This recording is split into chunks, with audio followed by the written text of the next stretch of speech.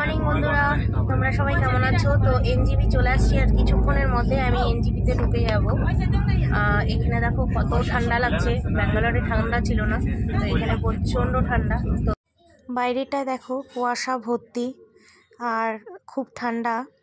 আমি তো কিছুই সোয়েটার টোয়েটার আনিনি, মা বলেছিল যে সোয়েটার আনতে, আমি ফু দিয়ে উড়িয়ে দিয়েছি যে না অতটা ঠান্ডা থাকবে না। তো এখন ট্রেনে বসে চিন্তা করছি আমি নেমে কি করব, এত ঠান্ডা, আর ব্যাঙ্গালোরে ঠান্ডাই ছিল না। ঠান্ডা পড়ছে,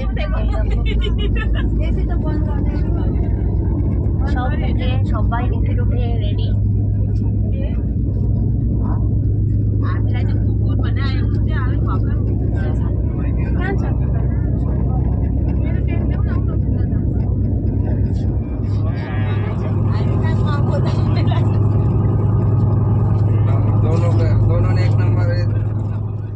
এনজিপিতে চলে আসছি আমি, এবার আমি এনজিপিতেই নেমে গেছি। আর এখান থেকে আমি আবার একটা ট্রেন ধরবো দার্জিলিং মেল। তো এখান থেকে 1 ঘন্টার রাস্তা জলপাইগুড়ি। আর আমার বগিতে যারা যারা ছিল তারাও নেমে গেছে, কেউ দার্জিলিং যাবে আর কেউ এখানেই মানে বাড়ি। আবার দার্জিলিং মেলে 1 ঘন্টা পেরিয়ে আমি জলপাইগুড়িতে চলে আসলাম। এখন আমরা টোটোতে যাচ্ছি। এই যে আমার দাদা আমাকে নিতে এসেছিল। তো এবার আমি বাড়ি থেকে যাচ্ছি, বাকিটা আমি বাড়ি থেকে শেয়ার করবো তোমাদের সাথে।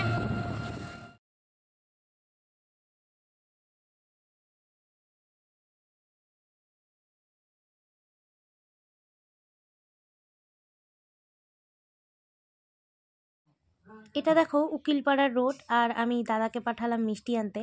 আর এইখানে না মিষ্টি খুবই ভালো পাওয়া যায়, মানে এই দোকানটাতে। আর অনেক দিন পরে বাড়িতে যাচ্ছি, তাই মিষ্টি না নিলে চলে না। তো চলে এলাম আমাদের বাপের বাড়ি। এই দেখো, এটা হচ্ছে বাপের বাড়ি আমার।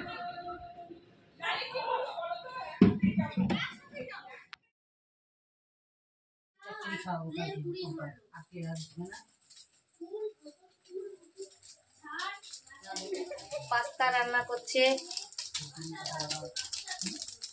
এটা কি দিচ্ছিস? এটা ম্যাগি মশলা। পাস্তা মশলা পাইনি তাই আমি ম্যাগি মশলা দিচ্ছি।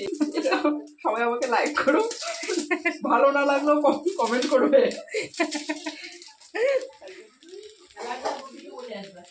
আর এইদিকে দেখো আমার মা পা ছড়ায় সবজি কাটছে। ফুলকপি। আজকে কি হবে? ফুলকপি রান্না, বোয়াল মাছ আর হলো বেগুন পোড়া। আচ্ছা ঠিক আছে। আমাদের রিয়ান ভাইয়ের মাও তো করে ব্লগ। আরে আমাদের রিয়ান ভাই কতবার বলেছে ওই দেখ না আমার ব্লগটা, ওই বৌদি ভাতের পাস্তা ব্লগটা কতবার বলেছে, দেখ না ব্লগটা আমার, দেখ না আরে বলবা আমার পিসিটা দেখো। ওকে আমি বলেছি আমার পিসিটা দেখ, আমিও তোরটা দেখবো। বললো তো আমাকে বলে দিস। আচ্ছা, আমাকে বলে দিস কিভাবে আনতে হবে আমাদের মোবাইলে, তো কি বলে দেবো আমি। মিষ্টিকে তুলে যাচ্ছি।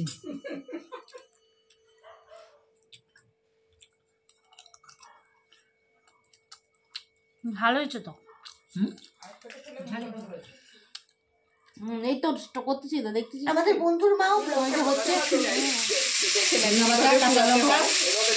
কাঁচা তেল দিয়ে এক হাতে চাটনি ধরবেন, এক হাতে বেগুনি বোটাটা তেল দিবেন। মা রান্না করছে ফুলকপি গুঁড়া আলু দিয়ে, আর এখানে কাঁচা টমেটো। ভাই। আর আমার মা এখানে মশলা বাটছে। এটা কি বাটলে? আদা জিরা লঙ্কা। বেগুন পোড়াটা মাছ একটু ভালো করে আর একজন ঠেলে দেওয়াল করে খেতে পারবে, ভালো রেসিপি। এটা মানে অনেক কিছু পড়বে আইটেম। হ্যাঁ, পেঁয়াজ কুচি, লঙ্কা কুচি, ধনে পাতা। বাবা কাশিরা খায়া বলে বেগুন পোড়া এইটা ভালো হবে। আমার বৌদি বেগুন পোড়া দিচ্ছে, আর আমার মা কফি রান্না করছে। আর একজন আমার ব্লগগুলো দেখছে।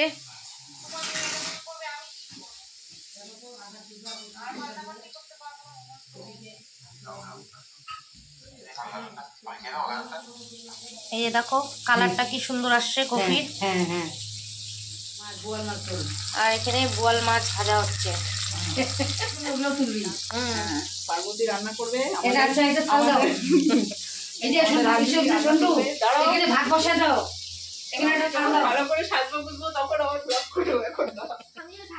এই যে এটা হচ্ছে আমাদের কুয়ার পাড়।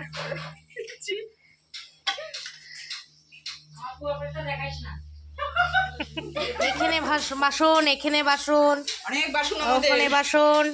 রান্নাবাটি খেলতে পারবে। দেখো আমাদের ধোপা বাড়ি কত ধুয়েছি আমরা, ও কমফর্ট দিয়ে পরিষ্কার করে চকচক করে। দেখো আমি দিক দিয়ে ফেলতে যাচ্ছি, দেখো এই দেখো চারটা দিয়ে দাও ভাত হয়ে যা এই দেখো আমাদের রামপ্রসাদ বাবাজি, তার স্ত্রী আমি, ওখানেই আমরা খেয়ে নেবো। খুব ভালো ভালো রেসিপি। শুকনো করে নিচে সামনে দিকে এবার আমাদেরকে দেখাও।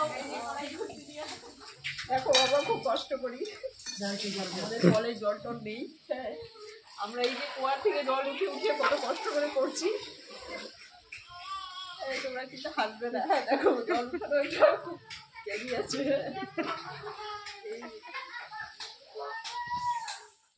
এখানে ভাত ফুটছে আর ঝোলটা, মাছের ঝোলটা পুরো প্রায় হয়েই গেছে। এখন আমি খেতে বসেছি আর সকালে এসেই স্নান করে নিয়েছি। আর এখন আমি বেগুন পোড়া আর শুধু ভাত খাবো, কারণ আমার শরীরটা মানে পেটটা খুবই খারাপ হয়েছে, তার জন্য আর বেশি কিছু খাবো না, হালকা খাচ্ছি। 900 টাকা আর একটা আছে এটা 2500 তাহলে বেশি দাম না এই যে গামছা হ্যালো, হ্যাঁ রাহুল বলছি। কত ব্যস্ত, তোকে কতবার ফোন করলাম আমার নাম্বার থেকে, এবার বইয়ের নাম্বার থেকে ফোন করলাম। দিনের বেলা টাইম নেই, রাত্রেবেলা আজকে ড্রেসিং দেখা টেবিল করবো, হচ্ছে। আমি শোন না, আজকে তোর সাথে দেখা করবো, আমি এরপরে টাইম পাবো না তো, আমি একা